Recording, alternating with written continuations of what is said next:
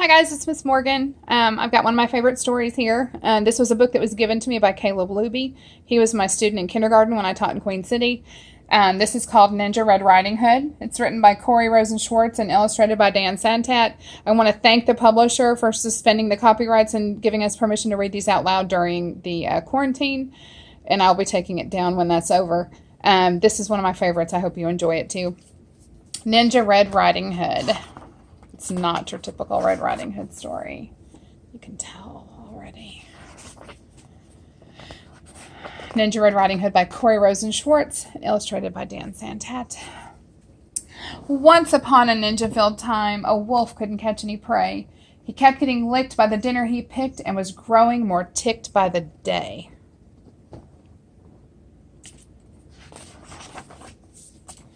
His belly was aching for bacon. "I'm wasting away," he complained. To huff and to puff was no longer enough, so he snuck into school to be trained. Oh. He practiced his katas for hours and mastered the whirlwind and wheel. He jackknifed and flipped, and at last he felt equipped to once again catch a good meal. Oh. Drooling with anticipation, he set off in search of some meat. While deep in the wood, he met Riding Hood. "I'm bringing my grandma a treat."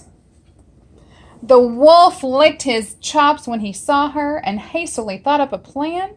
"There are blossoms that way. You can pick a bouquet to give to your little old gran." Crafty. Then the wolf took a shortcut to Grandma's, where he thought that he'd find her in bed. But Granny was gone, so he put her robe on and eagerly waited for Red.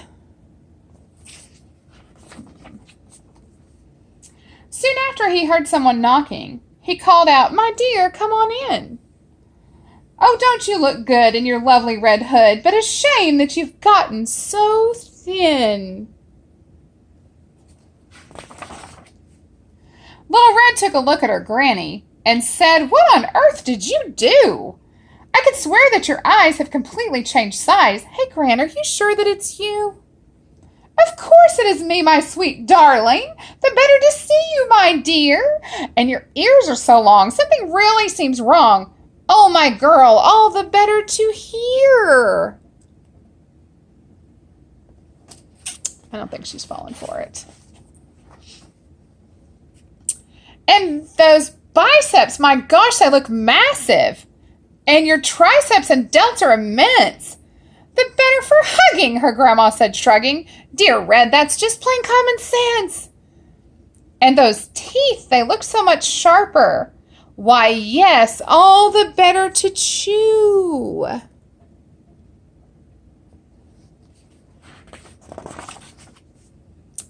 He jumped out of bed to gobble up Red, but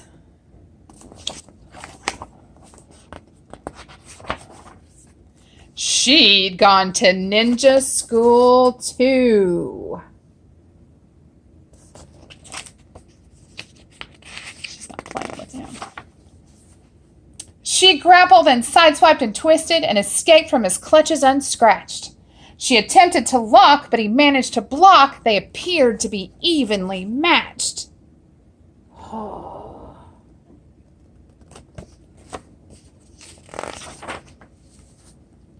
Just then they both heard someone chopping.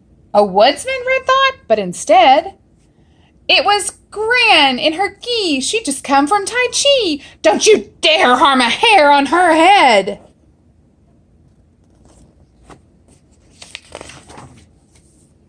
The wolf took a swing at that instant, but Red deftly dodged the attack. She got a good grip, threw him over her hip, and the wolf wound up flat on his back.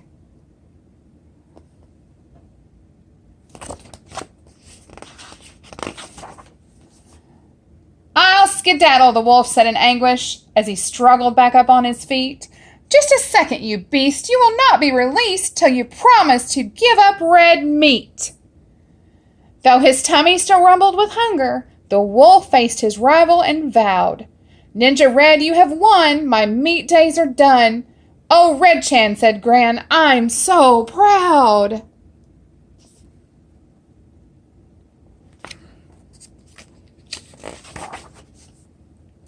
Then Red and the wolf bowed politely, and Gran gave him half her peach pie. The wolf was a mess. He'd had way too much stress. I guess I'll give yoga a try.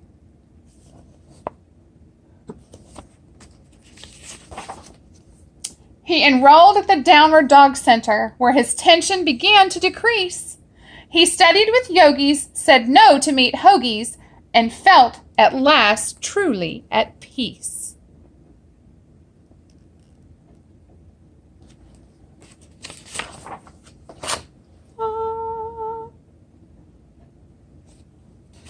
I hope you enjoyed that story. I love it when they put a twist on an old favorite. I miss you all, and I'll be back with another story later.